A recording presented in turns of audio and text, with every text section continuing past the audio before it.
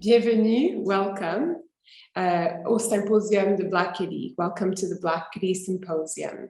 We are delighted to be welcoming you to this virtual environment today. Nous sommes ravis de vous accueillir dans cet espace virtuel aujourd'hui. Cette journée de conversation, de réflexion, de prospection autour de l'exposition Blackity commissariée par Joana Joachim. L'exposition Blackity, qui est toujours en cours à Artexte, retrace le parcours de l'art contemporain canadien noir, tel qu'en témoigne la collection d'Artexte des années 1970 jusqu'à aujourd'hui. This is a day of conversation, reflections, and prospection surrounding the Blackity exhibition curated by Dr. Joana Joachim. The exhibition delineates the trajectory of Black Canadian contemporary art, as witnessed by Artexte's collections between the years 1970 to today. Chez Artexte, nous reconnaissons que notre travail à Tiohtià:ke, Montréal, Montréal, a lieu sur des terres autochtones non cédées et non restituées. Nous reconnaissons également la nation Kanien'kehá:ka comme étant gardienne des terres et des eaux sur lesquelles nous réunissons et que nous travaillons. Nous reconnaissons également le territoire de nombreuses nations et communautés autochtones d'où nos invités viennent aujourd'hui. Artexte préserve, crée et partage des savoirs sur l'art contemporain. À travers nos principales activités, nous nous engageons à contribuer durablement à la décolonisation et à la guérison en dialogue avec les artistes, travailleurs et travailleuses culturelles et chercheurs. At Artexte, we acknowledge that our work in Tiohtià:ke, Montréal, Montreal takes place on unceded and unsurrendered Indigenous lands. We recognize that the Kanien'kehá:ka Nation as the custodians of the lands and waters on which we gather and do our work. We also recognize the multiple lands of Indigenous nations and communities in the locations of our guests today. At Artexte, we preserve, create, and share information about contemporary art. Through our core activities, we commit to making sustainable contributions to decolonization and healing in dialogue with artists, cultural workers, and researchers. Je suis heureuse d'être avec vous aujourd'hui. Je vais juste dire quelques mots à propos de l'horaire de la journée avant qu'on débute. Donc, nous allons commencer avec une introduction. Donc, une présentation de l'exposition de Blackity qui va être donnée par Joana Joachim, qui durera une dizaine de minutes. Ensuite, Dr. Joana Joachim et Dr. Andrea Fatona auront une conversation à propos de l'exposition. Cette conversation sera suivie d'une période de questions. Vous êtes invités à mettre vos questions dans la fonction Q et R de la barre Zoom qui se trouve en dessous de l'écran. Et suite à cette période de questions, nous allons prendre une pause lunch. Et lors de la pause lunch, il y aura un autre lien Zoom qui vous sera partagé pour l'édit-a-thon, donc un lunch de contribution sur Wikipédia et qui sera à thématique de l'exposition Blackity. Donc, vous pourrez nous joindre sur l'autre lien Zoom pendant l'heure du lunch. Et cet édit-a-thon aura lieu entre midi et 13h.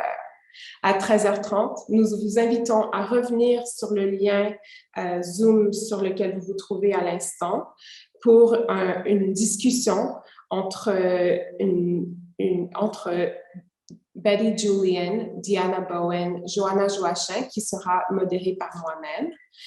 Et pour conclure l'événement, il y aura une lecture de poésie qui sera donnée par Maggie Métellus à la fin, donc ça sera à peu près à 15h. Donc, je vous souhaite un beau symposium. Je vais répéter en anglais l'horaire de la journée avant de débuter avec l'introduction par notre directrice générale et artistique, Sarah Watson. So just before we begin, I will list the schedule of the day. So we will begin the day with a presentation of the Blackity exhibition by its curator, Dr. Joana Joachim. This presentation will be followed by a conversation between Dr. Joana Joachim and Dr. Andrea Fatona. They will speak for about an hour, and you will be welcome to ask your question in the Q&A, function that is below, in the bar below your screen. And we will get to these at the end of the talk, of the conversation. Following Dr. Joana Joachim and Dr. Andrea Fatona's conversation, we will be leaving this room for lunch, and you are welcome to join us during the lunch hour for a Wikipedia edit-a-thon that will take place on a different link, which we will share with you in the chat function and on the screen. This is going to be themed around Blackity, and it's a contributive event. You're welcome to add pages and edit pages on Wikipedia to make it more inclusive. So yes, we'll invite you to join that. And after this event, after the lunch hour at 1:30 p.m., there will be a panel discussion between Betty Julian, Deanna Bowen, Dr. Joana Joachim, and myself, followed at 3 p.m. by a poetry reading by Maggie Metellus, which will conclude our day. So without further ado, I would like to welcome the director, the artistic and general director of Artexte, Sarah Watson, who will be introducing the day. Merci, Mojane. Thank you, Mojane. Welcome, everyone. Welcome to the Blackity Symposium. Bienvenue au Symposium Blackity. First, I want to welcome today's guests, Dr. Andrea Fatona, Deanna Bowen, Betty Julian, and Maggie Metellus. We are extremely honored to have you with us here today for this important gathering. In addition, I want to express from the whole team at Artexte our gratitude for the permission you've given us to display the documentation of your work in the Blackity exhibition, both in the gallery and online. Thank you very much. So today's activities are grounded in the important and necessary research conducted by Joana Joachim in the permanent collection at Artexte. Joanna, thank you for your work in the collection over so many years and your work as a curator here, and also for sticking with us to collaborate and create this symposium today. Thank you so much for continuing to work with us.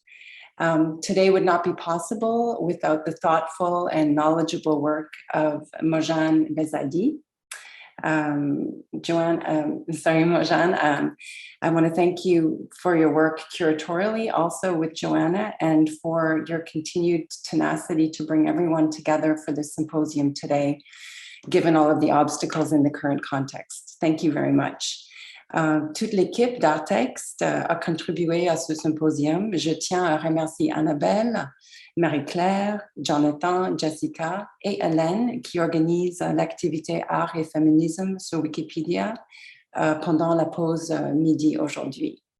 We are also extremely pleased to present this symposium in partnership with the Gail and Stephen A. Jarislowsky Institute for Studies in Canadian Art at Concordia University. I thank the chair and director of the Institute, Martha Langford, and the administrator, Brenda Dion, for their support in this great adventure that we have. The Jarislowsky Institute supports intergenerational and cross-disciplinary research and programs on Canadian art. We thank the Institute for their enduring commitment to creating and enlarging the communities around Canadian art, both nationally and internationally. And in closing, I want to thank everyone who's here with us this morning on this at least rainy Montreal day. Your participation and presence today is very important to us, so I thank you very much. Je tiens à remercier tous les participants avec nous aujourd'hui. Votre présence, votre participation sont importants pour nous, so thank you. So now I'll pass the virtual microphone back to Mojane Bessadi, who will introduce Joana Joachim. Merci, bonne journée à tous et toutes.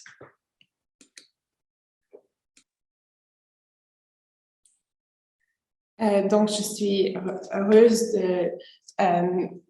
de présenter Dr. Joana Joachim, qui est assistante professeure dans le département,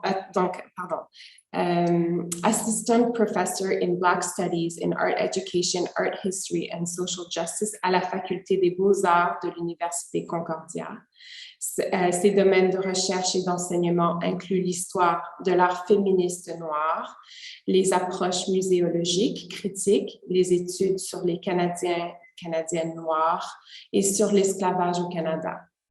Elle a obtenu son doctorat au département d'Art History and Communication Studies ainsi qu'à l'Institut for Gender, Sexuality and Feminist Studies à l'Université McGill sous la direction de Dr. Charmaine A. Nelson.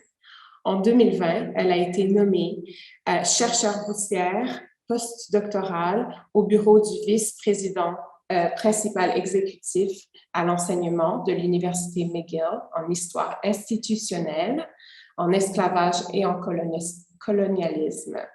Dr. Joana Joachim is Assistant Professor in Black Studies and in Art Education and Art History and Social Justice at Concordia University's Faculty of Fine Arts. Her research and teaching interests include Black feminist art histories, Black diasporic art histories, critical museologies, Black Canadian studies, and Canadian slavery studies. She earned her PhD in the Department of Art History and Communication Studies and at the Institute of Gender, Sexuality, and Feminist Studies at McGill University, working under the supervision of Dr. Charmaine A. Nelson. In 2020, she was appointed as a McGill postdoctoral research scholar in institutional histories, slavery, and colonialism. Thank you, Joana, for being here, for doing all this work, and I'm very delighted to introduce you today. Thank you so much.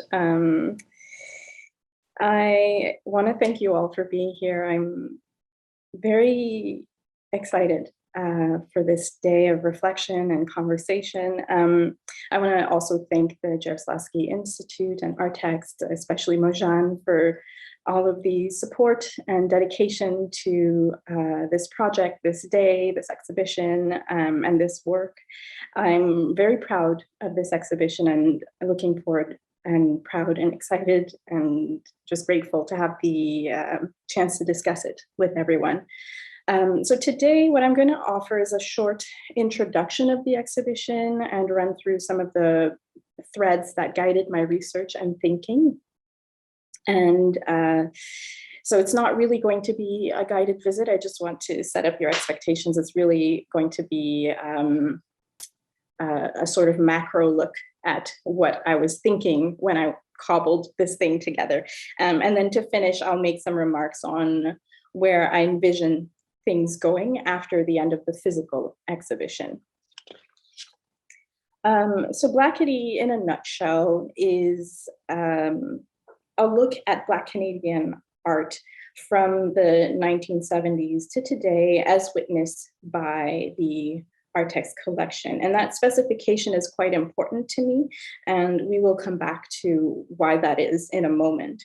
The show contains a range of documents from the Artexte collection, including ephemera like posters and postcards, as well as catalogs and pamphlets, periodicals, slides, 2 videos, which include Hogan's Alley by Andrea Fatona and Cornelia Wingarden, as well as Black Mother, Black Daughter by Sylvia D. Hamilton.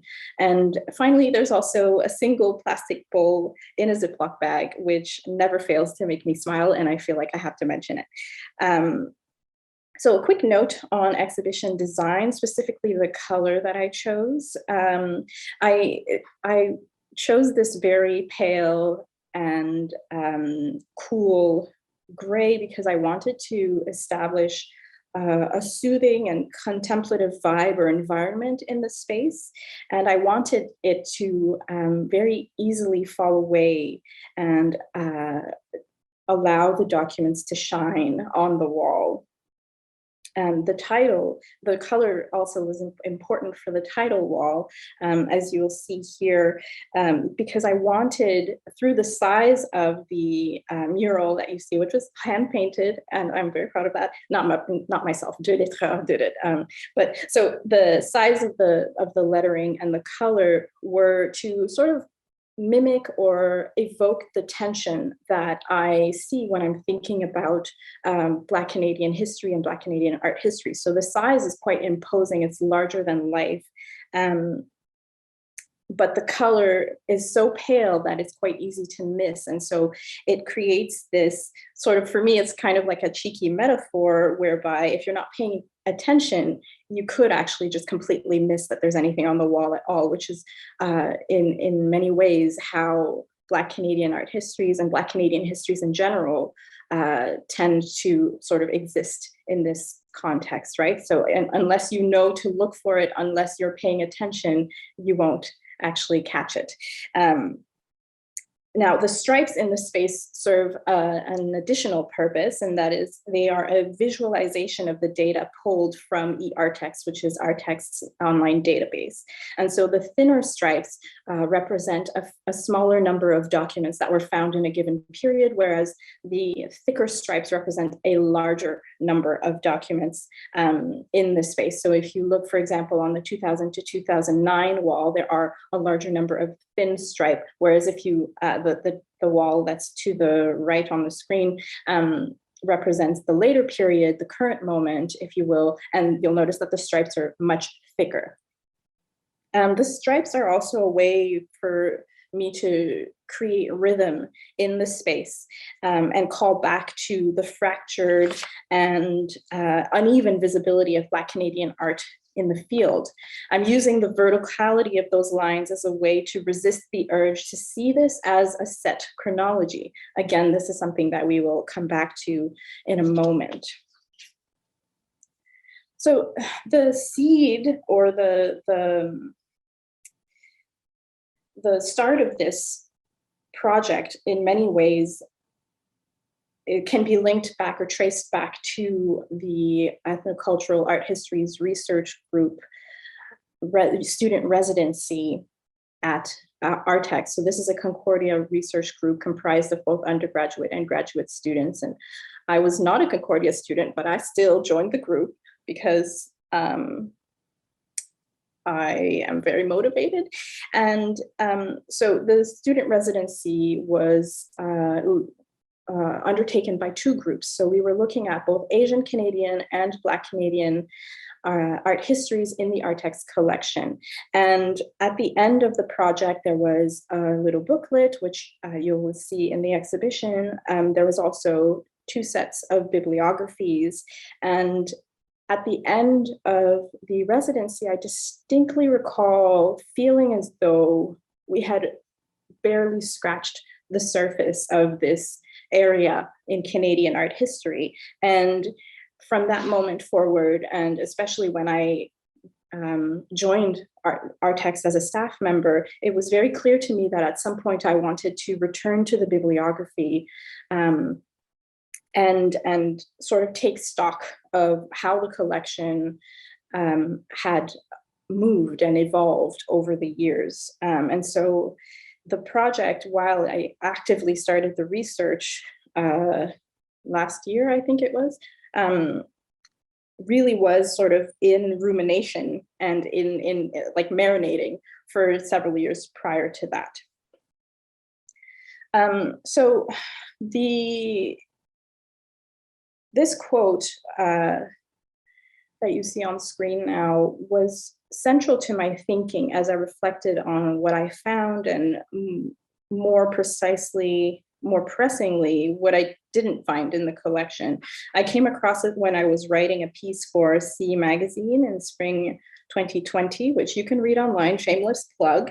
And I kind of see it as a companion piece to this interview by Liz Ikeriku with Dr. Fatona, which was the issue prior to the one where I wrote a piece. So they're kind of companion pieces. And am I giving you homework this early Friday morning? Yes, yes, I am.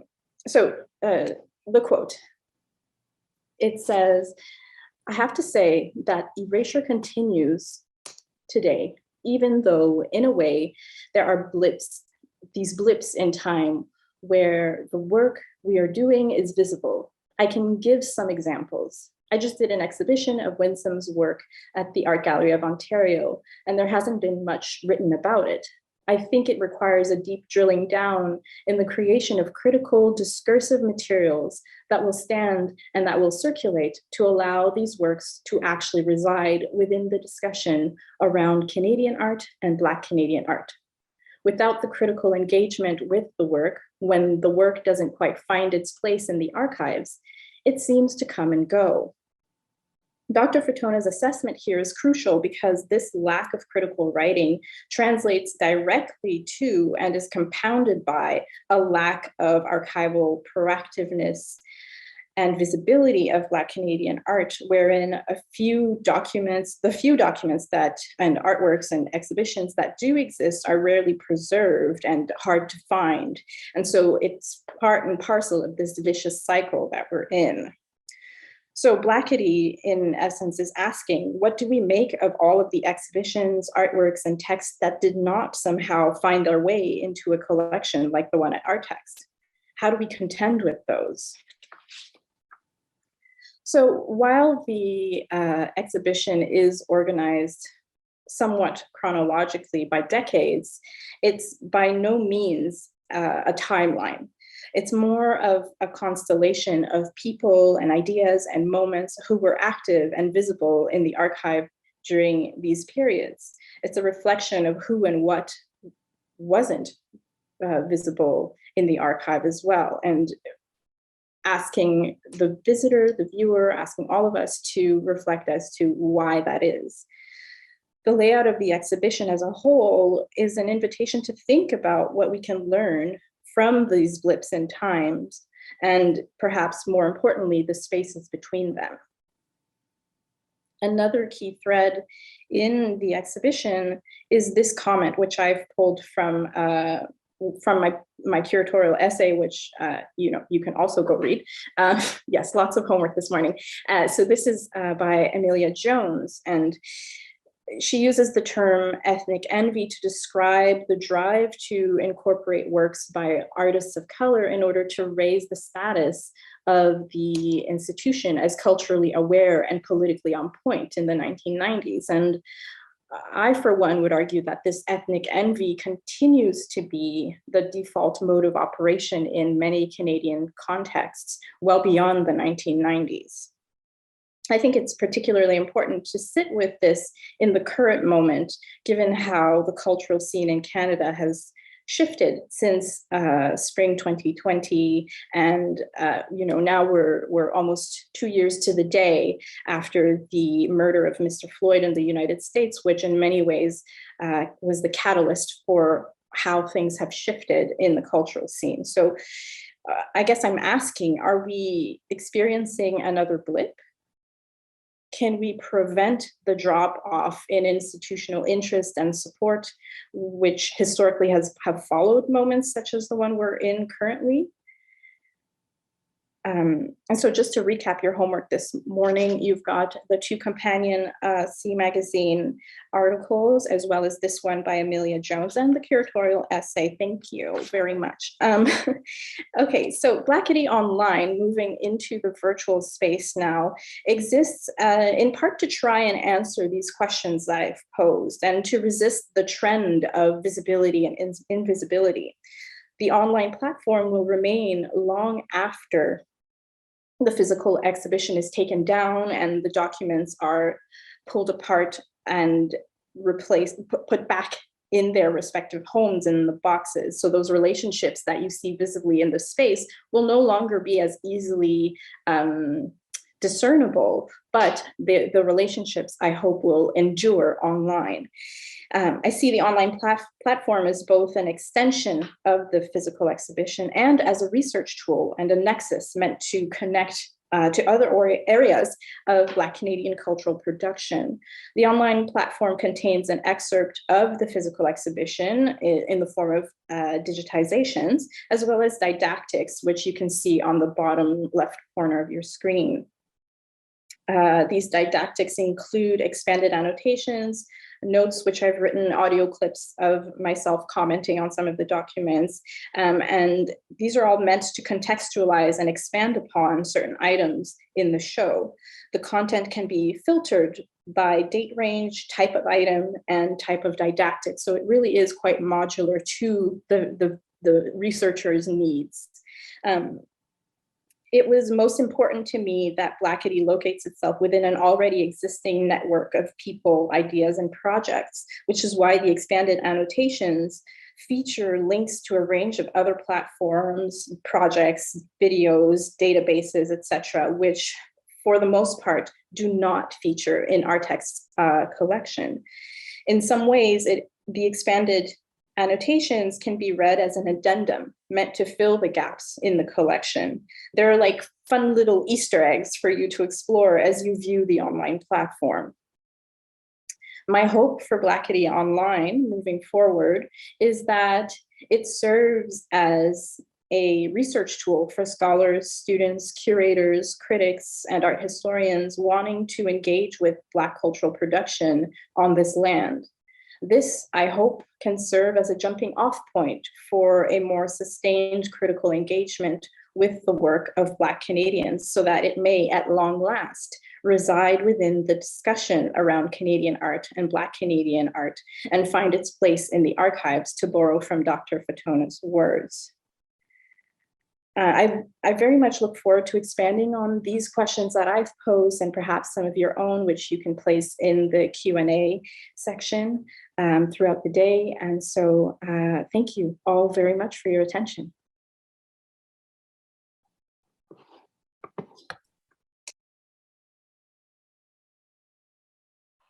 Thank you, Joanna. Merci, Joanna, for this comprehensive look at the exhibition, and I'm sure it's going to give a good beginning and base for the conversations and panel that we will have today.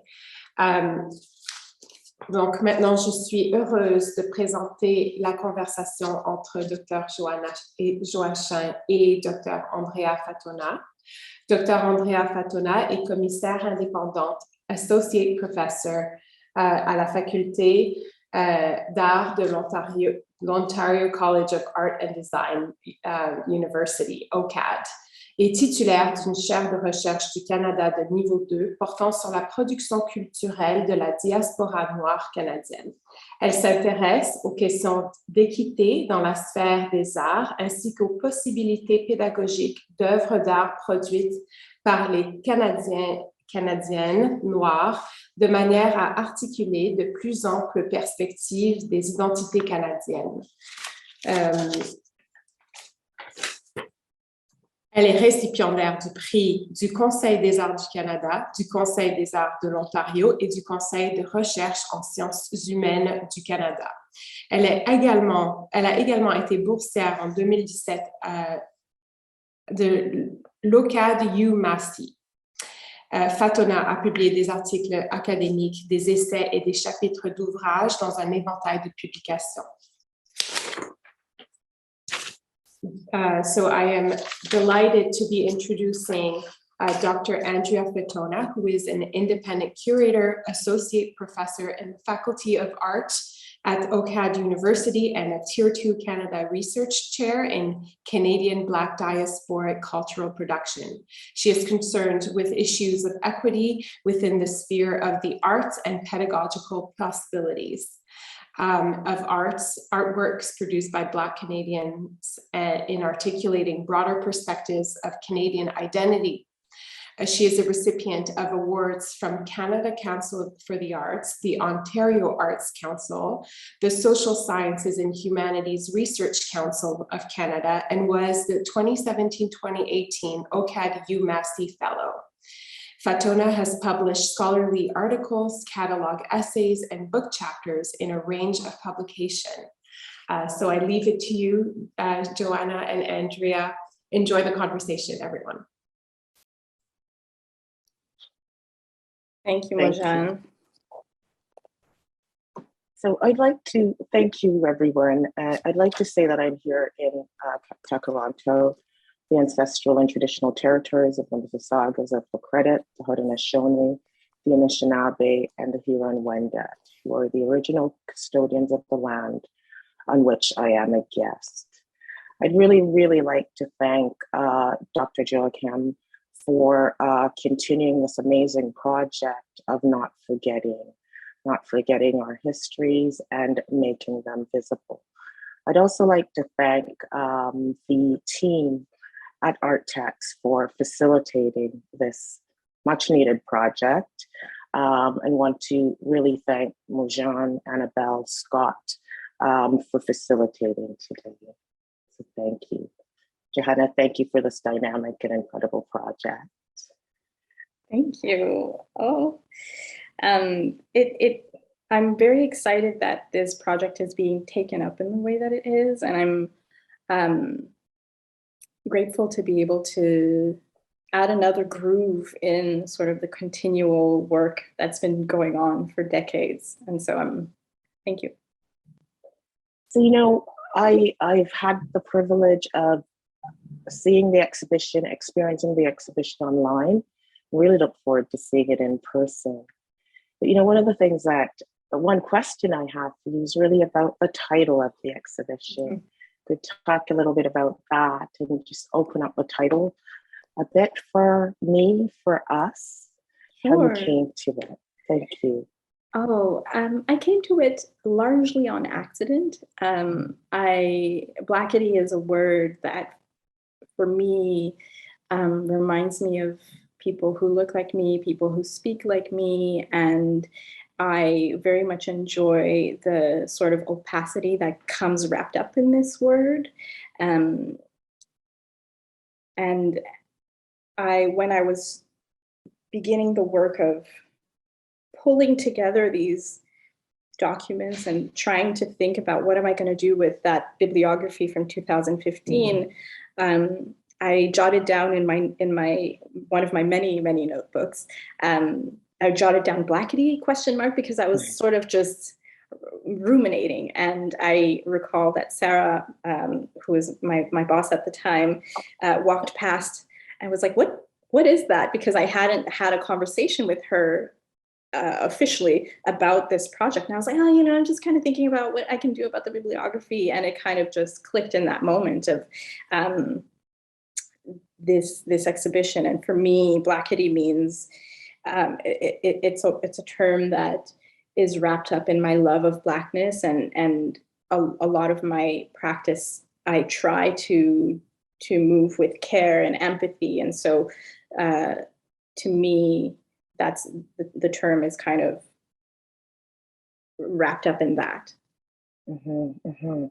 Thanks for that. You know, it sort of brings me also to thinking about the notion of sort of urban vernaculars opening up a little bit more, you know, using those terms that we know and that other people outside of our sphere recognize easily. So that was a really interesting move on your part. I also think it's so important that we're having this discussion, you know, almost 2 years to the day around the murder of George Floyd, but the continued violence and aggression against Black people, not just here in North America, but I'd say globally. And also what I think is, and what I'm seeing in certain ways, the kind of snapback. A colleague and friend of mine calls it a kind of white lash taking place since that moment. So I'm just, you know, wanting to think through this idea of this long history and not so long history that you've traced in this exhibition, starting in the 70s with a real explosion in the 90s, 2000, to really try to think through with you about that moment, about the moment of deep activism on the part of Black artists and cultural producers, but more of really inserting it in a larger social political context, in which these actors were actually involved in much larger discussions around equity and social justice for Black people. So when I look at the exhibition, sort of thinking about what you call the intersectional approach that you've taken as a way to actually make visible these actors. So if we could talk about that a bit, the ways in which individuals surface throughout the timeline, in terms of not just publication, but when we think about what they were doing on the ground in terms of creating space. Is that a good place to start? Oh, sure. I mean, we can start wherever you like. Okay. I think one of the things that strikes me about that moment is there seems to be this exceptionalism that a lot of artists were resisting or started resisting more visibly in the archive, because evidently I was not around at the time, so I don't know how that transpired in the space, but in the archive I can see that there's this resistance to the idea that, especially in the 70s, one of the things I noticed is that if you have a Black artist, it's going to be one Black artist and it's going to be a dude. And those same few artists are the same ones that come back again and again and again. And then you have this moment where towards the end of the 80s, which for me in many ways can be traced back to Black women when and where we enter that exhibition. You have this moment where there's almost like, imagine a piece of glass that like cracks, right? I kind of see that exhibition as like that catalyst. Yeah, I think that that's a very interesting moment, and I'm still working through sort of what it means that artists at the time, and it's difficult for me because I don't know what many of these women, these artists, were making prior to that moment, and that's like a point of frustration for me, because I'm very curious to know whether, if and how the work they were producing changed in that period. Did they suddenly feel like they had to make work about being Black, about the challenges of being a Black artist, or was that what they were already doing and then it just became more visible? So those are some of the questions that come up for me. Right.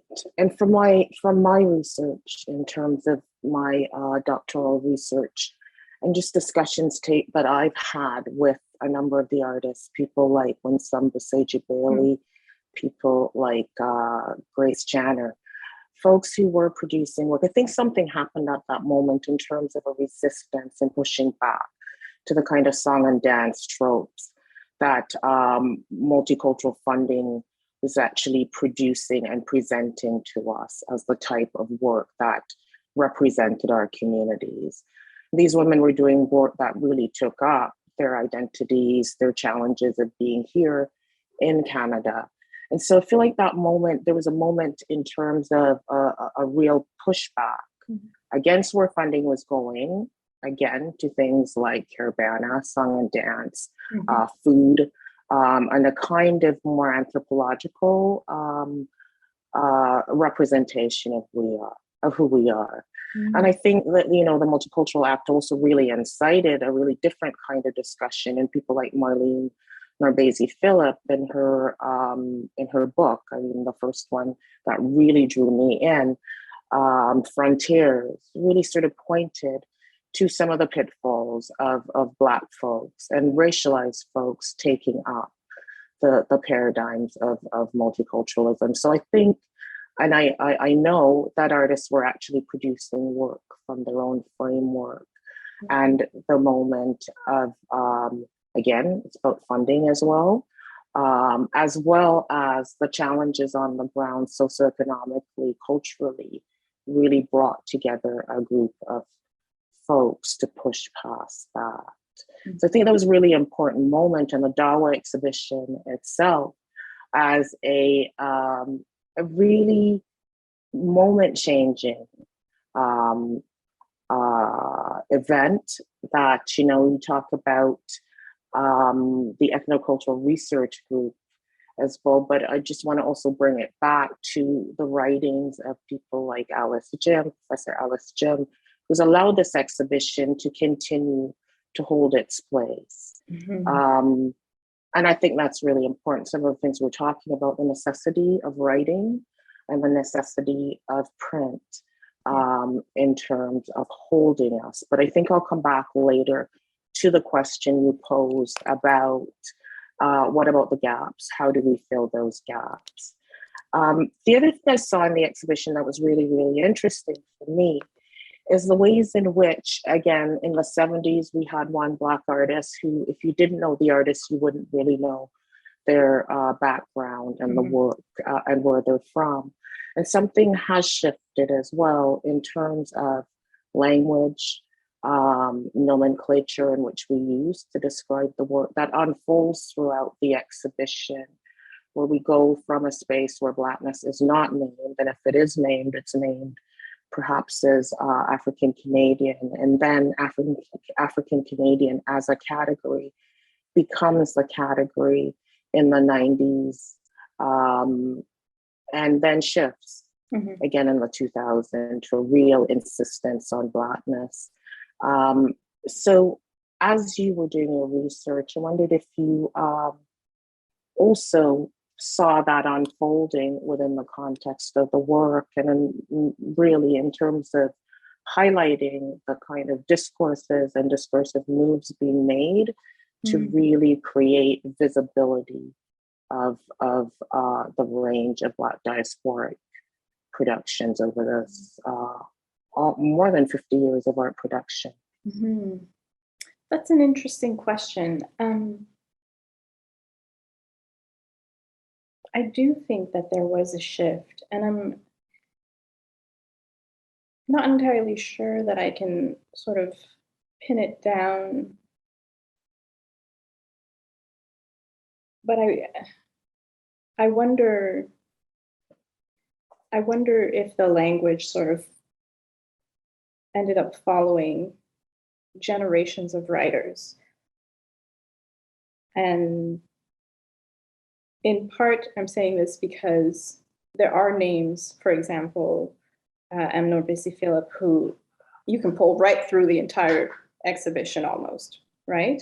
But then there are others that sort of emerge over the years and then stay.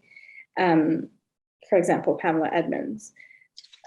And I wonder if these new actors perhaps can be considered as part of that shift in the way that we talk about Blackness in Canada. That's one piece that I continue to be working through, is like the intergenerational articulations within the Canadian scene, because there are these groups that are all interconnected and yet seem to almost navigate the space quite differently. And I'm still pulling at it and poking at it to try and really wrap my head around. You know, I've been thinking about it as well. And, you know, I think about people like Sally Frater, Pam Edmonds, people like Dominique Fontaine, and Julie Crooks, Betty Julian, the A-Space Programming Committee of the 80s, and people like Crystal Morey. And I think that a number of things, I think. One, that we were also involved in a much more broader engagement with global movements around art history, social movements. And so, you know, many of us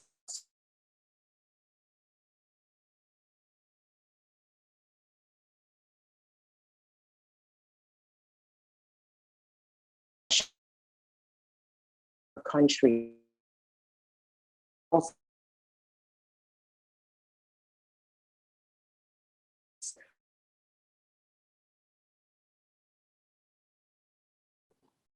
this movement conference, in which a group of Indigenous and racialized artists, including people like Lillian Allen, really forced the transformation of ANPAC, which was the Artist-Run Center organizing body at the time, to redistribute resources, shift the frame as to who was in charge in these centers, and to really start thinking about anti-racist paradigms as the way forward. I think that opened up a huge space within artist-run centers, but also allowed the discourse of anti-racism as opposed to ideas and practices solely around diversity that did nothing for the redistribution of resources, or did nothing for thinking about the material conditions of Indigenous and racialized artists. I think that moment was a really, really important moment in terms of, one, the shifts in discourse, also in terms of the kinds of documentation we saw.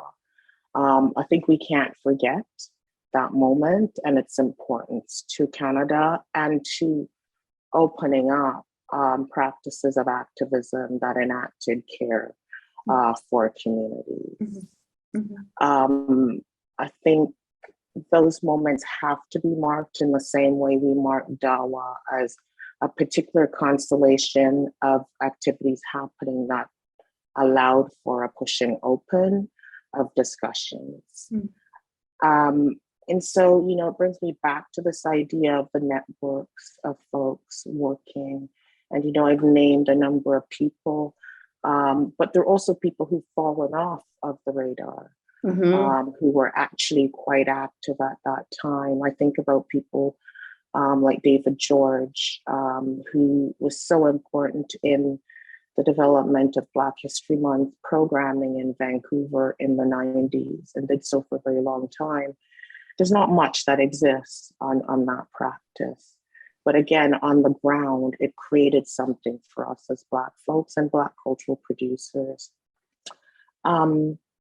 Yeah, so back to this idea around the Artexte archive, which is an archive that's primarily text-based. And I wondered if, you know, we could have a little bit of a discussion around what, I mean, to follow up on this thing around networks that aren't visible within this context of the exhibition because they weren't documented in print form, but documented in other forms that are not so easily accessible.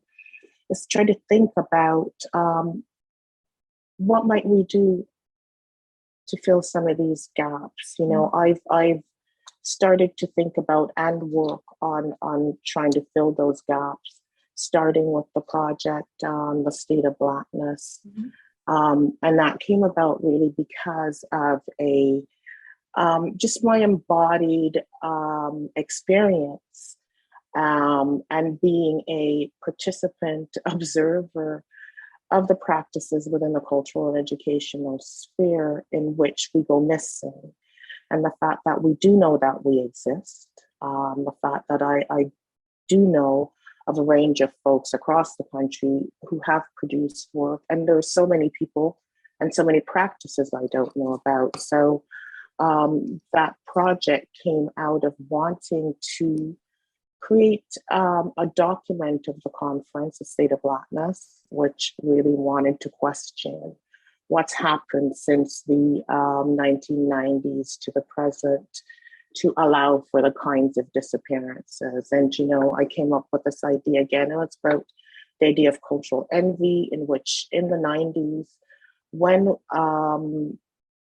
artists and cultural producers pushed to be included, that inclusion did not include structural changes within organizations and institutions. So again, our works were being shown as a way, I would say, to bulk up and bolster the programming of certain organizations, but the types of structural changes that needed to take place did not. Hence, the drop-off, the invisibility, the our inability to find ourselves in those places. We're now, again, at a moment where we're very visible. Mm-hmm. And so, I want to just chat a little bit about where we see ourselves now, given the amazing amount of works that have come out over the last several years in major institutions like the AGO in Montreal. Here we are here now in a major institution, but works at the VAG, who produced the first exhibition on Blackness in their 90-year history. How do we move forward with trying to fill these gaps and ensuring that we remain? And maybe part of the question is, do we need to remain in these spaces to ensure?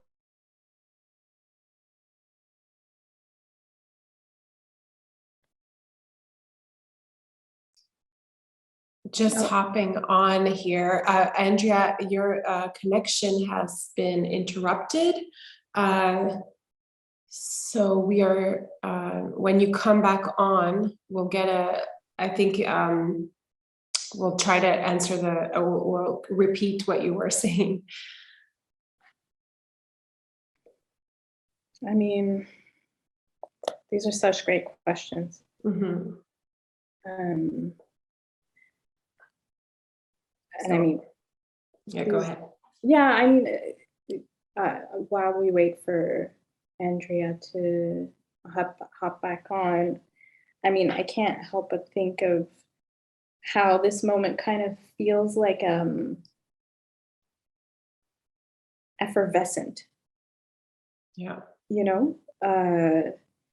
Like pop rocks, almost like a fizzy candy that's very, very prenant, very, very attention focused, and then all of a sudden it melts away and there's nothing left. And so it is a very tense moment, I think, for me in particular, of this hypervisibility, this hyper solicitation of Black people, Black workers, Black producers, Black makers, and it feels, I fear that it's quite extractive and lacking in some ways in substance from the part of people who are extracting from us. And so I'm quite tense, I feel, since 2020 in terms of how my work is taken up and how my work moves through these various spaces, because I'm very aware of the inevitable tokenism that comes with these good intentions.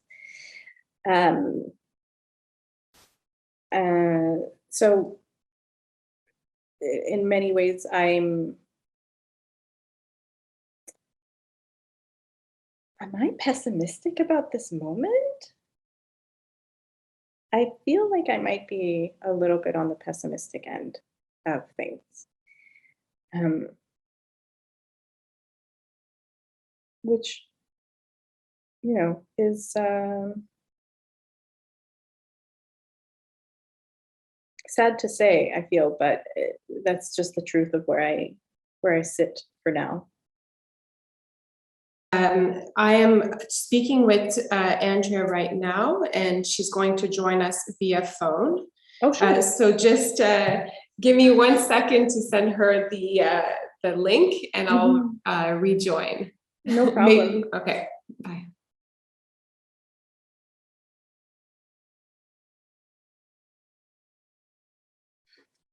I don't know, Annabeth, I don't know if there are any questions that were directed towards me that maybe I could. Yes, there were questions. Indeed, there's one question. I think you can access it in the Q&R. Okay. Juan, I hope I'm saying that. That's probably incorrect. I'm so sorry. Thank you so much, Dr. Joachim, for the walkthrough and presentation. What does archiving ephemera mean to you and your research and curatorial practice? Despite their importance and abundance, ephemera rarely come to the public mind as a site of cultural production in comparison to books. Could you talk about the process of sourcing, sorting, and preserving these fragile materials? Oh, that's a great question. And it's one that I'm still very much sort of contending with. So the thing about ephemeral documents is that they rarely actually have much critical text on them, which is the sort of language used within the context of Artexte to represent works that are or objects in the collection that have larger information about whatever the topic of the artwork is, right? So with ephemeral documents, what's really delicate for me is that while they tend to have very little information about the artists involved or the actual exhibition, they do contain some information like the date, the location, and sometimes the names of the artists. If we think of the Dawa exhibition, Black Women, When and Where We Enter, that poster is one of the only objects in the collection that witnessed that exhibition. And so it's extremely important because it shows that that the exhibition happened, and it actually has the list of artists on there.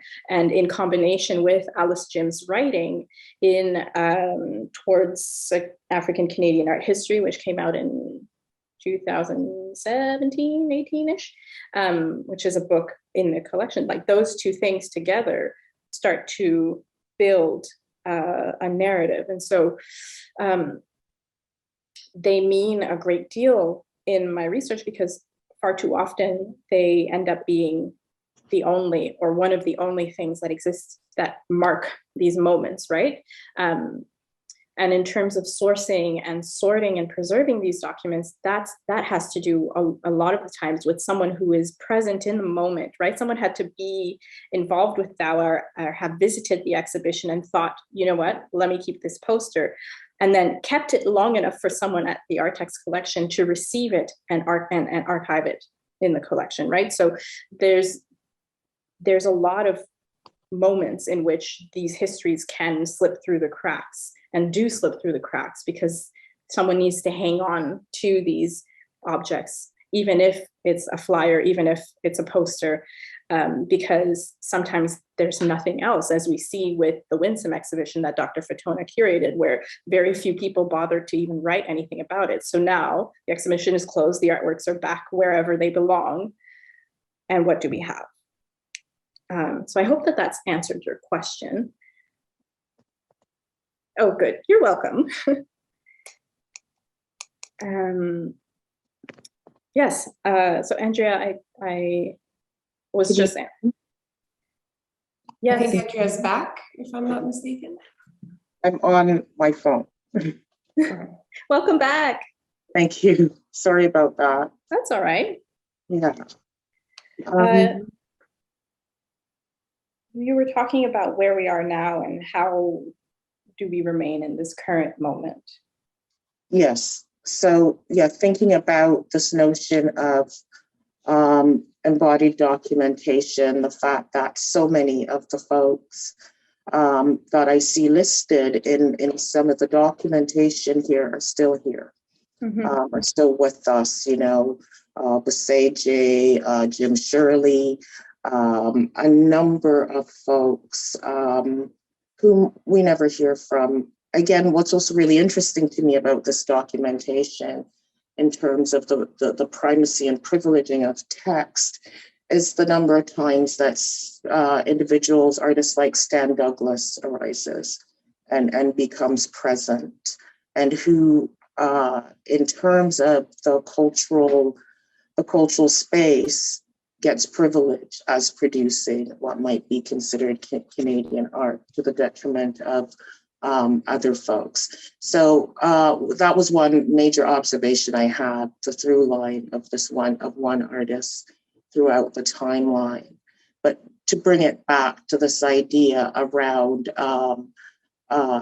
filling those gaps, right? And maybe even going back to someone like Narbese, who talks about silences and the importance of filling those silences, but finding other modalities to fill those silences, particularly when I think about song and the ways in which those silences become embodied spaces with new vernacular. So back to the question about what do we do in terms of creating space, in terms of filling the gaps, but also in a way, sometimes resisting some of the strictures of more normative ways of documenting and preserving narratives. Mm-hmm. So, I've started a project through the Center for the Study of Black Canadian Diaspora, which is really interested in discovering works, digitizing those works that have not up until now been visible, and creating a platform to make them discoverable in the same way that you've created this online presence for this work, and to create conversations between different conversations and narratives. So part of what I've been trying to do, what I'm doing, is to really do oral history interviews, talk to artists about their experiences, and not seeing that as somewhat less than the print and printed documentation. I think about projects that are being done right now. Again, the Futurist project through the ethnocultural group at Concordia, the work being done by Naya Lewis out west of continuing to excavate Black histories. And also work on the ground that I'm less conversant with, but know that it's really important work, which is the work by a group of young Black folks doing a community Black archive here in Toronto. Mm-hmm. So to talk about that, how do you see us moving forward in relation to creating spaces that resist, I would say, some of the strictures and privileging of text as that one way to document ourselves? Yeah, I think you hit the nail on the head, obviously, because you're Dr. Fatona, in terms of oral histories and being a crucial component, and finding other ways of marking these moments and these people and these networks that I think in some ways honor the traditions that already exist in Black cultural production in a lot of ways. I've been thinking a lot about dance. I've been thinking about poetry and song, and how prevalent these are in Black cultural production, and how these can and are avenues through which our histories persist. And so I think one of the ways for you specifically said, how do we remain? And for me, that's one of the ways that we remain is this continued sort of mode of communication that crosses generations and that is passed forward. You mentioned that there's this community group on the ground in Toronto looking at community archives, and there's very similar work being done in the Montreal context, where there is a research group that I know of that is looking specifically to aggregate, collect, consider, sit with Black archives of Montreal artists specifically, right? And I think that that work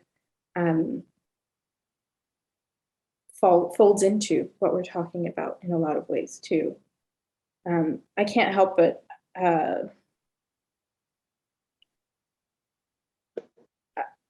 I don't know. I mean, for me, because I've been doing a lot of this work of collecting and aggregating these documents within the context of Artexte, it very much feels like at the end of Blackity, I have a similar feeling as I did with the initial bibliography, where I'm like, well, I haven't read a thing because I spent so much of my time and energy putting these things into collection and into connection and conversation with each other and sort of mapping out this constellation as I see it, that now I'm like, well, now I need to sit and read through these things, because it's like two parts of the work to me, because I do want to eventually actually write something about Khadija Makal. I actually want to write something about the Lucicia Bailey, right? But it feels like, I guess I'm wondering about the balance between this work of more preservation and then the aspect of dissemination, which I guess as someone who's interested in education and art education is sort of an intersection where I'm still working through how to balance the two, I guess. I hear you on that. And, I think also there's this notion of training. How do we train others?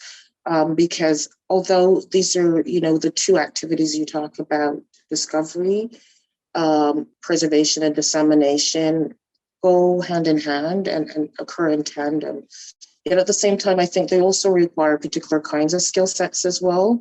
And, we talk about why perhaps there was a rise in particular kinds of documentation and writing over certain points, which I want to say that we can't forget about the role of education and credentialization within at a particular moment that produced more of us to do that work.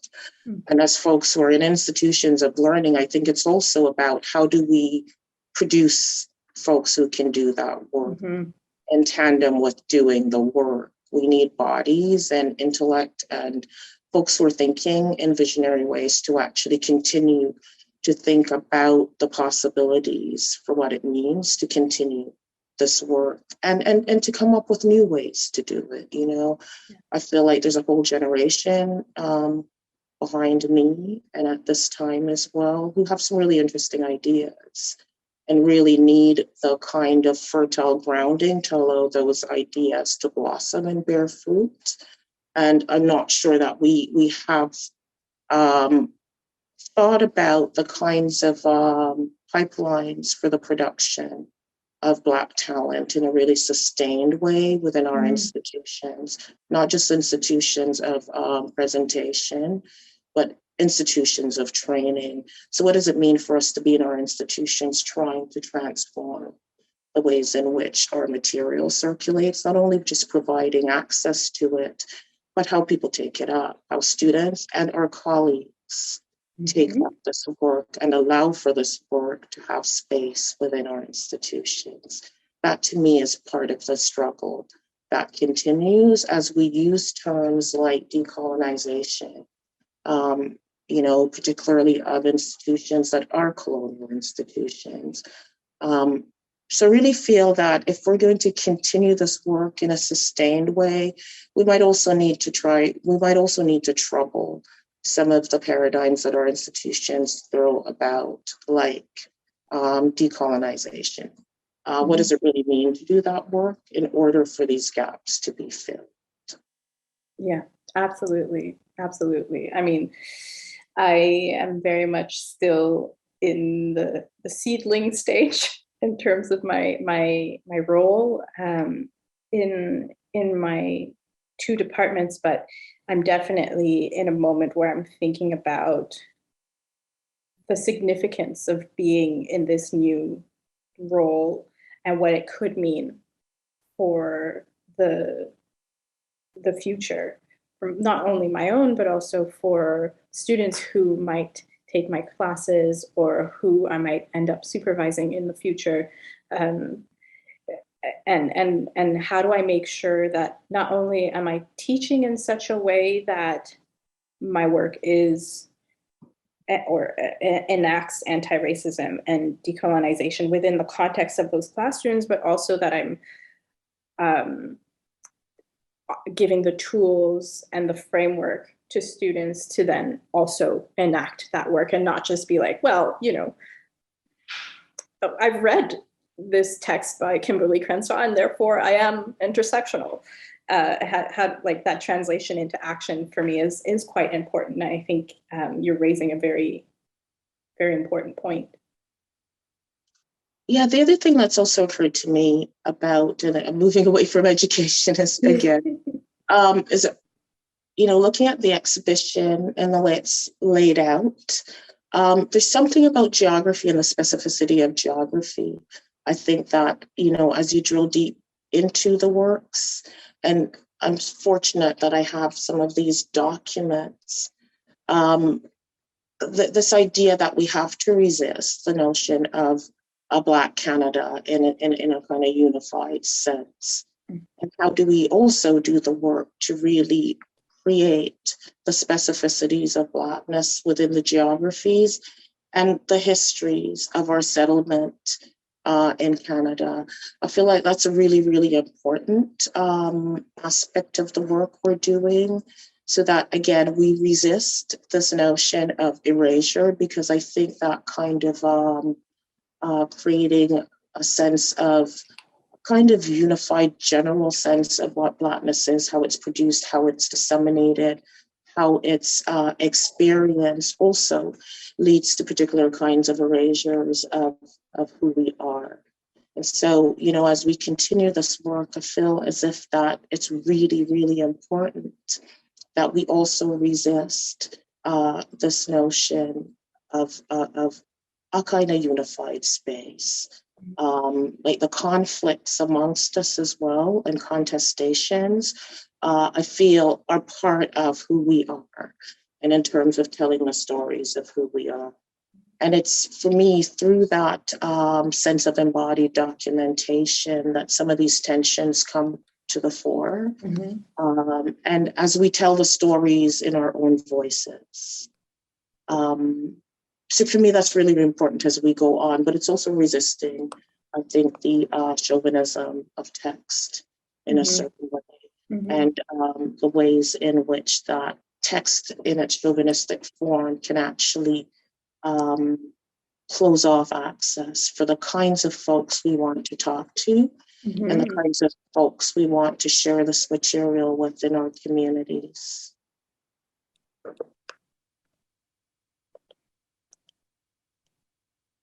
Sorry, I'm taking notes.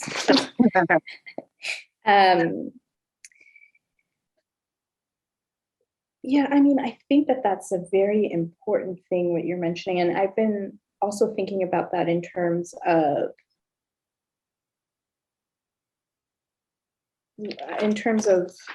working with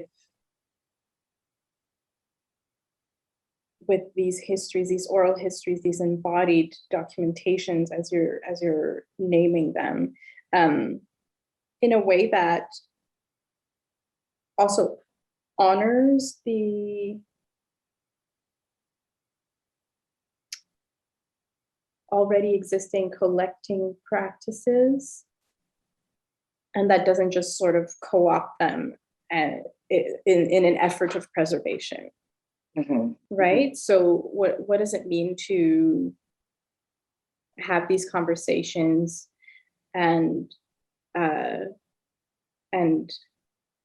work with these different forms of memory without necessarily them winding up in an archive somewhere, in an institution somewhere, right? What does it mean to maintain them within community? What does that look like? And I think that perhaps that folds into what you're talking about in terms of resisting this urge of sort of just flattening Black Canadianness into one uniform thing, because it's a very complex history. It's a plethora of groups and moments and ways of being that I think we lose so much if we try and sort of button it up really nicely. I wanted to ask you, oh, sorry. I agree. I think it's about the use, that we have to, these are not just things that sit in a way that's not dynamic. So how do we make them dynamic? They just don't go into storage lockers. So I think, part of it for me is, again, it's education, it's curatorial practice. It's how we deploy these objects as having meaning, and that they are they're living, right? So that they are used in the now, and they're not just sitting there for researchers to discover. What do we, as curators, artists, cultural producers, educators, more than anything, ensure that these documents work in the now, and that they are, and we ensure that they exist as living documents. But sorry, you were about to ask me a question. Because earlier I lost the connection a little bit. And so you were talking about, I think, an artist-run center called Empath or something like that. And I wanted you to repeat it so that I can, there was a conference that you were referring Empath to. was the service organization that supported and advocated for artist-run centers up until the mid-1990s, I believe. I'd have to just go back to my notes. The conference that created the rupture in business as usual took place in 1993 in Calgary. And a new governing body for the organization, MPAC, was brought into being, called the Vincom Panchayat Council. Okay. Thank you for that, because I wasn't aware of this conference, and so I'm gonna do my own homework. I think it's very, very important if we want to mark a moment in which discourses on race and participation of Indigenous and racialized artists made a turn in this country. Thank you for that. You're welcome. Should we open it up? I think so, yeah. Feels like a good moment. Yeah. Thank you so much to you too. It's so enriching to hear you talk about this incredible work, and especially as a collection. And we are doing our own reflection as well. And this is so important for us to keep in consideration. So I'd love to open it up for questions. So as you saw in the chat, my colleague Annabelle has invited all of you to use the Q&R function on the tab that is just below the screen to ask questions. I see that Alice Jim just applauded. Hi, Alice. Okay, so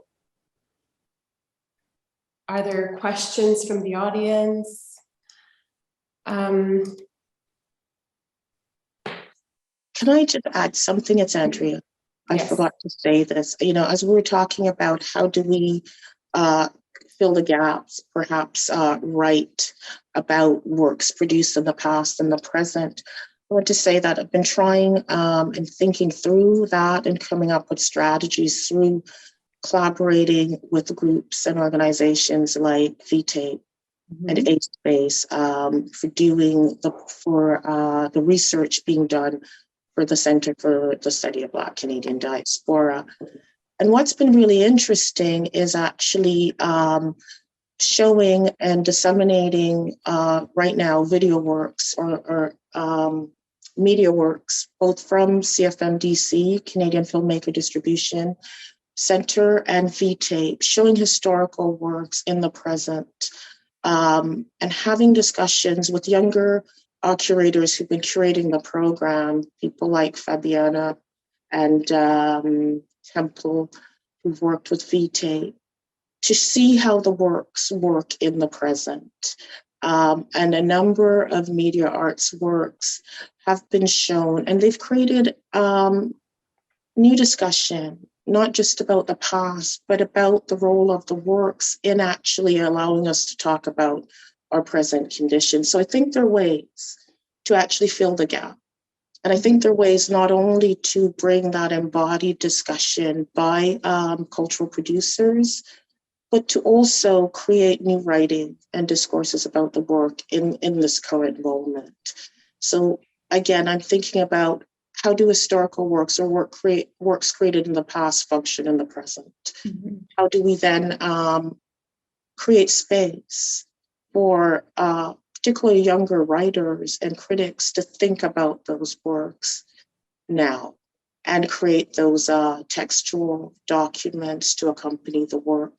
But also, how do we think about those works given the changes in nomenclature and the changes in discourses to resituate the work using new discursive frames to do that, which I think is quite important as part of how we allow this work to continue to work.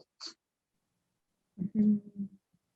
Thanks, I forgot to say that earlier. No, I'm glad that you mentioned it. And this is what you're saying is another sort of connection to me in terms of what I hope the online platform the purpose that the online platform will serve is sort of exist in community with these other projects, with the State of Blackness, with the V-Tape research project, and sort of be this part of this home base that you're creating where people can go to like start the next phase in many ways, you know? Yes. And the creation, you know, for me also, it's about the creation of networks and connections to other databases and other platforms that we see that we understand that they are, I'd say like tentacles, you know, that we put out to connect to other things that are existing and not to fall trapped to the fact that these projects we're creating are the only ones, because there's several on the ground and there have been several for decades. How do we make the connections is the question for me. Yes, absolutely. We have a question from Felicity. I believe this is Felicity Taylor. Hi, Felicity. When we are working with oral histories to expand the textual archive, what are approaches that can ethically and explicitly acknowledge the discursive power dynamics and relations between interviewers and interviewees? How do we respectfully create careful layers around access to conversations that may or may not be heard by all listeners in the same way, or perhaps should not be heard by certain listeners? Well, Felicity, that's a big question that I think if I try and think of it in terms of layers as in your question itself, I think for me, the juncture that I'm at right now is really about establishing relationships before any kind of conversation starts about recording or collecting or taking a record of anything. For me, is about establishing trust and a relationship. And then in terms of boundaries around access, that's a very delicate one, because I will be honest, sometimes the way that I perceive it, some white people don't like being told no and have a hard time respecting when boundaries are set, when it's a closed space, for instance, like this is a space that's only for Black people or only for BIPOC folks or only for queer folks, whichever, you know, group is establishing the boundary. Sometimes that doesn't get received with grace, let's say. And so I guess for an institute, if you're talking about an institution that has a record that is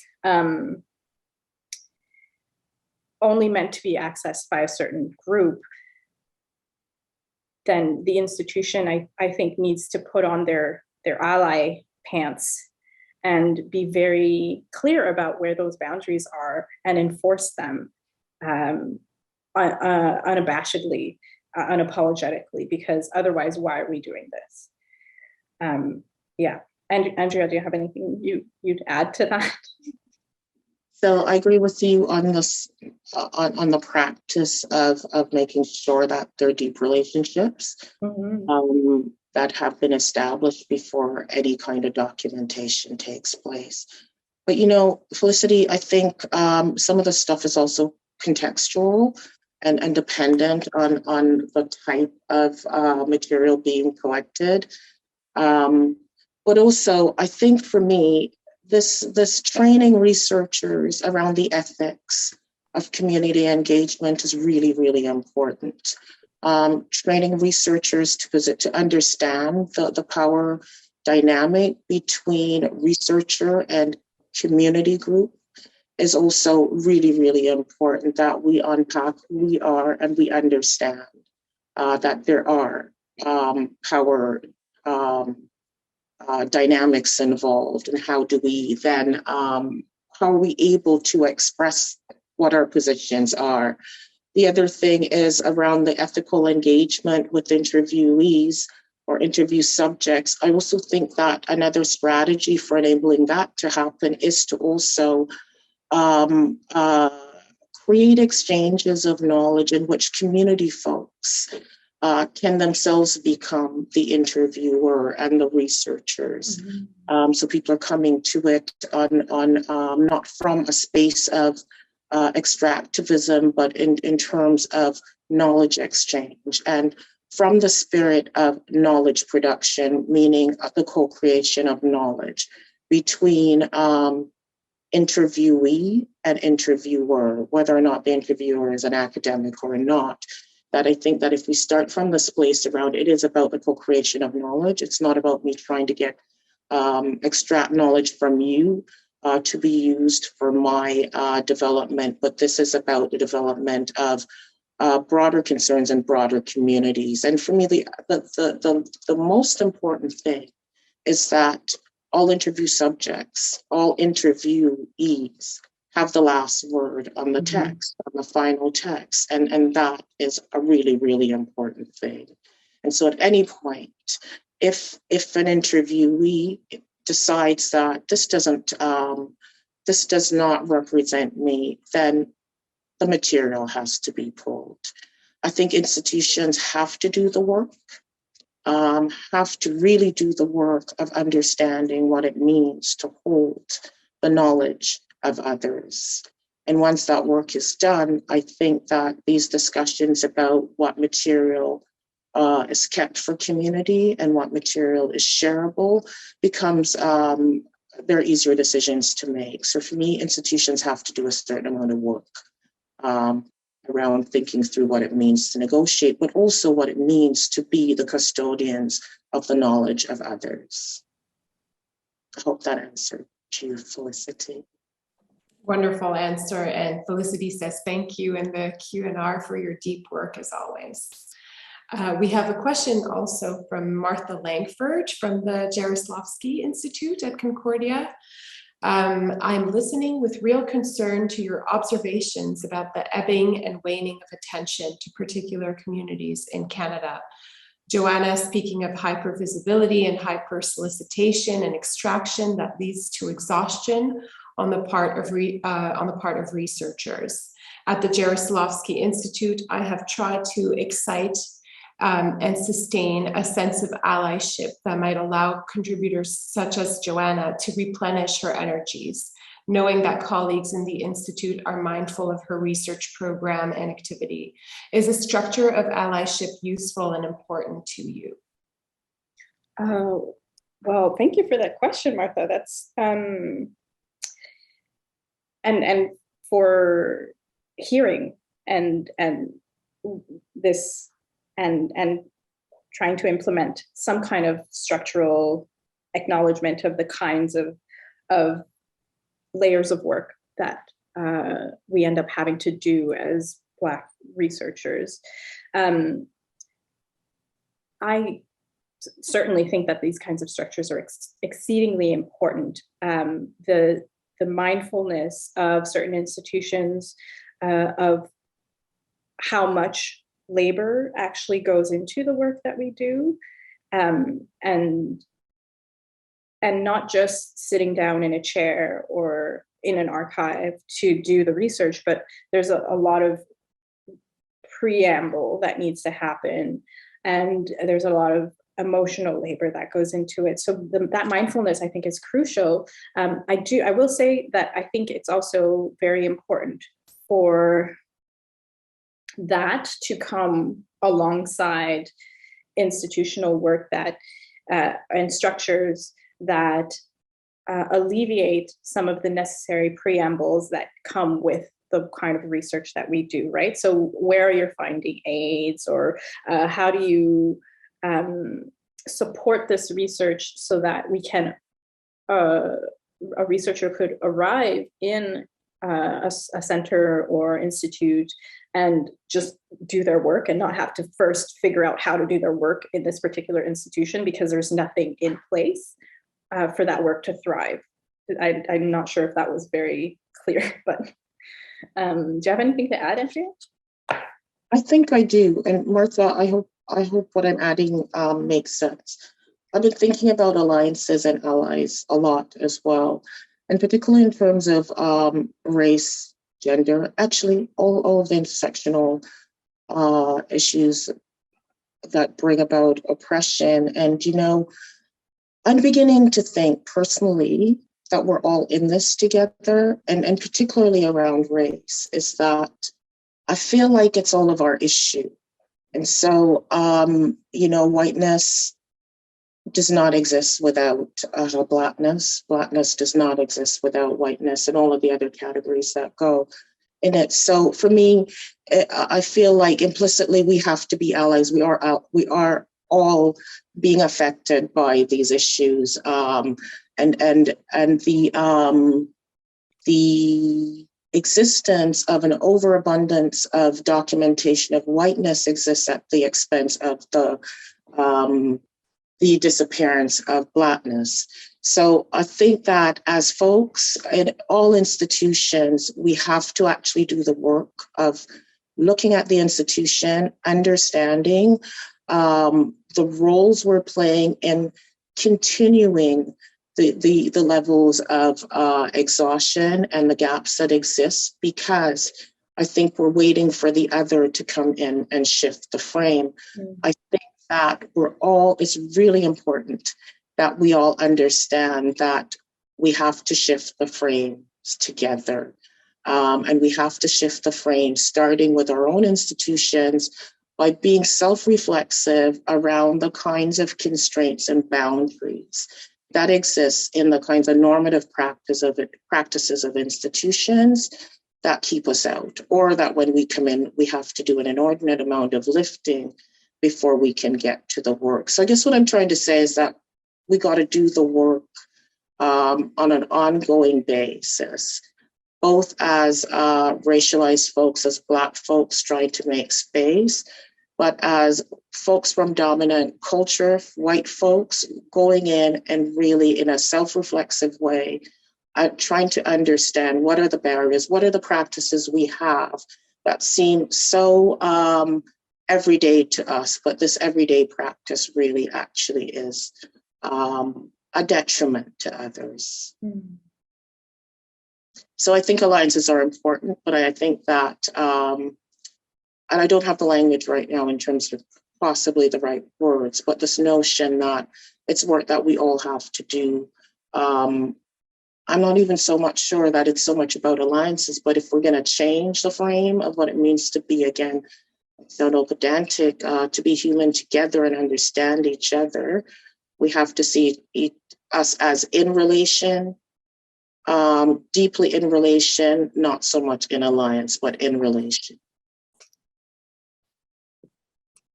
Thank you. I just noticed Deanna in the chat saying the word co-conspirator could be one we use.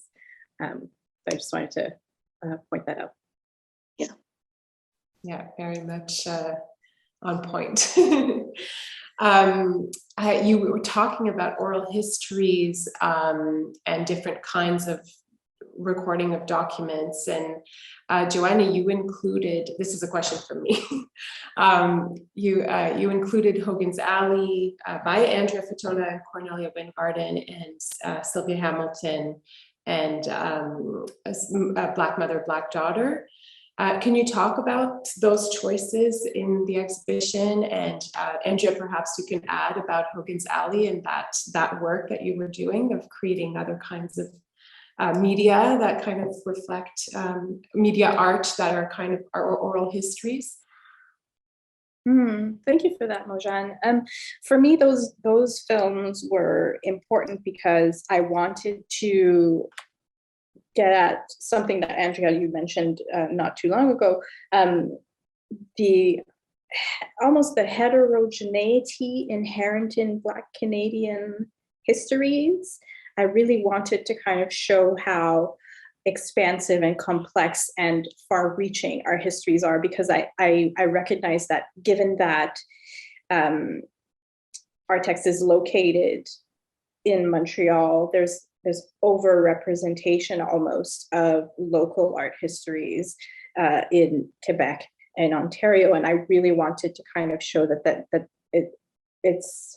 there are Black histories that reach all the way across this land we call Canada. So for me, those films were a way of underlining that.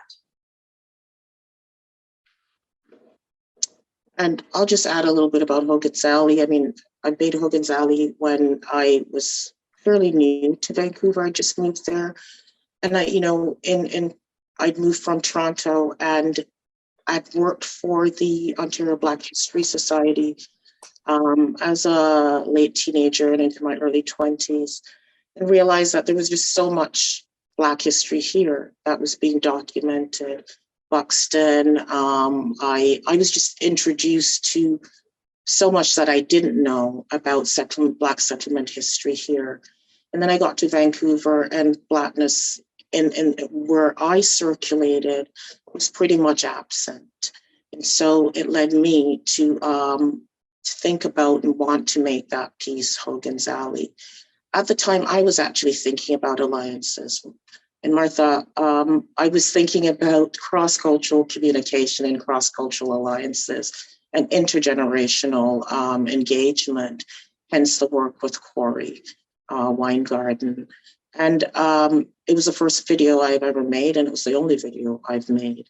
And so it was also partly wanting to learn the art of video production as well, which worked out really well. And the other thing it did, it grounded me. The making of that piece grounded me in the history of BC and the histories of Vancouver. But more than anything, thinking about this idea of embodied knowledge, embodied histories, and intergenerational knowledge dissemination. My work with those three women in that piece, or my engagement with them, took place over 3 years, in which I got to know them really, really, really well. And I got to understand a slice of Vancouver and BC's history, Black history, from their perspectives. And I think that it gave me a lot more than I could have found in the context of the archives of Vancouver, primarily because the women filled in the gaps, because there wasn't much to find in the archive. I shouldn't say there wasn't much. I think the same problematics that we face today in terms of the fact that our objects within and our documents within these spaces are categorized and labeled in ways that they are very difficult to find. And so I think it's those difficulties that we continue to work on, and as you're doing here, Jana, bringing these materials to light to show again, the video was, again, a way to fill the gap that the archive itself had in a really glaring way.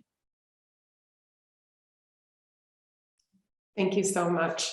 It's really interesting to hear, because we've watched the video many times, and it's also really interesting in the video when you mention how you started discussing and connecting over food, and yeah, so it's wonderful to hear your thoughts and your encouragement to produce these oral histories.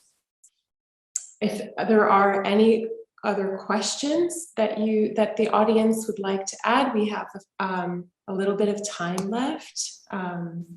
We can also end it soon if that's if there isn't any other question. But do the two of you have any last words you'd like to share with each other and the audience, with Artexte? Well, I just want to say thank you, Andrea, for making the time and engaging with me and this project, and of course for the colossal amount of work that you've done over the years. I mean, you know this about me. I respect your work deeply, and I'm so grateful that we're able to connect in this way. And so that's the only thing that I would say is, like, none of the stuff that I'm doing would exist if it weren't for you and for folks who came before you as well. And so, I just want to sort of underline an asterisk that, this project is part of a larger continuum, and acknowledge that and thank you, and give you your flowers and continue to give you flowers. So thank you very much. And I want to thank you for your engagement with my work, but also the work of a generation before you.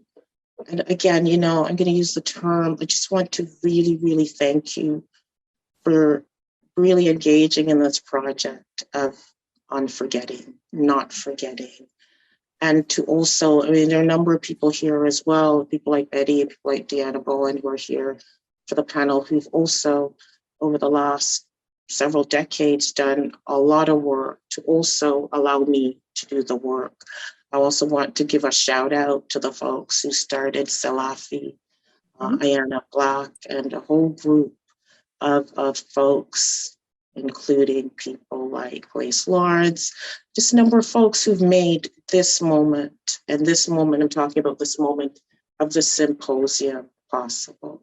So thank you very, very much. And I look forward to continuing to have these discussions with you and to seeing the ways in which our research can actually work together to ameliorate the situation that we face for decades. So thank you very much. Thank you. Thank you. We actually had a few questions coming in just as you were thanking each other. Are you willing to consider these briefly? Yeah. Yes? Okay. So the first one is by Dr. Alice Jim from Concordia, who asks, any thoughts on what is happening now in Venice, WRT, sorry, I didn't know what that was, Black Canadian Art History, Venice, WRT, Black Canadian Art History, I guess week? Or... Yes, with regards to. With regards to, oh my gosh, I'm not of my generation, apparently. I don't have any thoughts because I've been sort of buried in work, and so I have no clue what's going on. But Andrea, if you do know, please enlighten me. That's a really interesting question. I'm not quite sure how to answer it. I saw the work in Venice. It's really interesting to me that Stan Douglas finally representing Canada at the Biennale, how long it's taken for that to happen. So I think, I have some ideas around, again, our institutions wanting to do the right thing. Tal Lewis is also in Venice as well. So this is a moment where it seems to me that our institutions are still wrestling with making sure that Blackness in terms of a Canadian frame is out there globally. given the global conversations around Blackness, starting with George Floyd, even though there were global conversations before then. So I think something's opening up, and I think I have to wait and see and give time, let time pass to see how we reside in years to come within these global discussions, and whether or not we're going to see an opening up and a diversification as to who articulates and gets to represent what Canadian art is from a Black perspective. Or from Black perspectives, I should say. Yeah, thank you. We have BD Owens, who asks, it is great to hear about the important significance of artist-run centers in Canada. Can you both please expand upon the particular aspects within the artist-run centers that you think are especially valuable? I feel that sometimes people take artist-run centers for granted, especially the structure in Canada. Thank you for the brilliant discussion. Oh, well, thank you for that, BD. I'm not really sure how to tackle this question. I do think that people take the artist-run center structure in Canada a little bit for granted. And I think that for me, it's, and I think just in general in the Canadian art historical context, it's an important stepping stone in a lot of artists' careers. And unfortunately for many artists, it ends up being one of the only spaces that engage with them in many ways, or from my perspective anyway. So it's kind of, for me, it's a bit of a cornerstone. I'm not sure how you feel about them, Andrea, but it's like a incontournable in many ways for me. Yeah, I mean, I see artist-run centers from day one as being spaces that actually push against the norm, although they are becoming the norm or have become the norm in particular ways and practices. But I think people like Clive Robertson in his book Policy Matters talked about, that resistive culture of artist-run centers. But as the 1993 conference showed, that it was resistance against certain kinds of practices without deeply taking into consideration race, racialization, indigeneity, and to a certain extent, I would say, gender.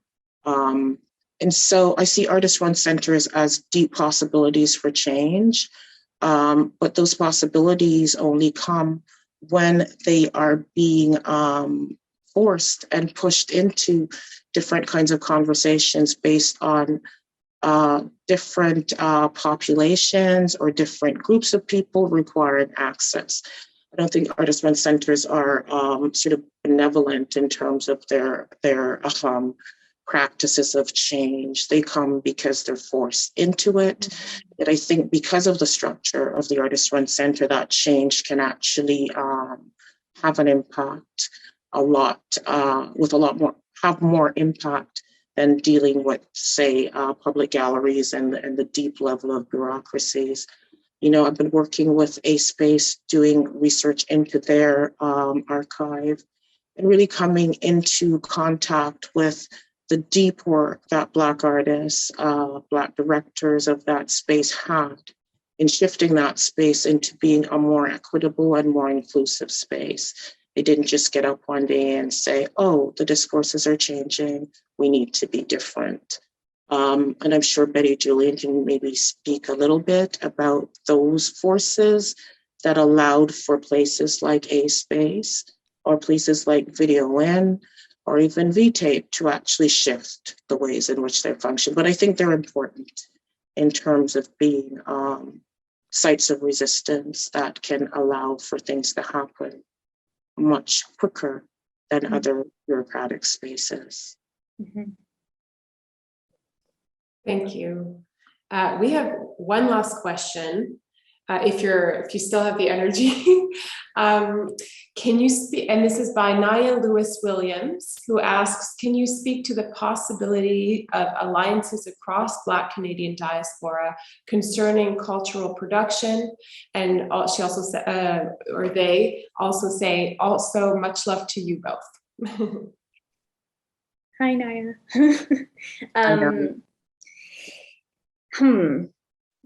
The possibility for, well, I think we're in a unique moment, you know, where those, especially, you know, in the social media era, in age of the internet, in this post-COVID world, or, you know, ambient, ongoing, continuous COVID world, where those connections, I feel like, are not necessarily easier, but can be facilitated a lot more because we are connected through the internet. And so, you know, if I want to connect with you, Naya, for instance, that you're an email away, right? And so I think that that's really wonderful. And I think that people are and need to continue to take advantage of that. I was going to say one other thing, and it's completely slipped my mind. So hopefully it will come back. Andrea? I want to say that there is a network. People are connecting. People connect all the time. And organizations like the Black Curators Forum also allows for that to happen. So I think we're always connecting, Naya, both formally and informally, both through this kind of connection we have over meals sometimes, or just picking up the phone or seeing each other's work on social media and making those connections. I think it's about, again, allowing those informal networks to thrive. How do we work with each other, support each other, and support each other also through critique and feedback. So I think the other thing that's really important to me, and hope I'm not straying off the question, Naya, is that in these networks that we produce, that we're able to actually disagree, that we're actually able to critique each other in ways that are caring and loving enough that we can grow in our practices. And so those are the strategies I'm now really interested in thinking through. How do we balance critique and support to allow networks to thrive and to allow people to come and go from them, that they're not actually sedimented or solidified in ways that don't allow for porosity of who can come in and out of them. Great. Well, I want to thank you both so much, Andrea and Joanna. This has been so incredible to hear you both speak and to add another dimension to the Blackity research, which is a thing that is alive, really. Joanna, you know, we've been talking about this, the life post the physical exhibition, and this document will be part of that. And so it is incredibly important, and this conversation is very appreciated.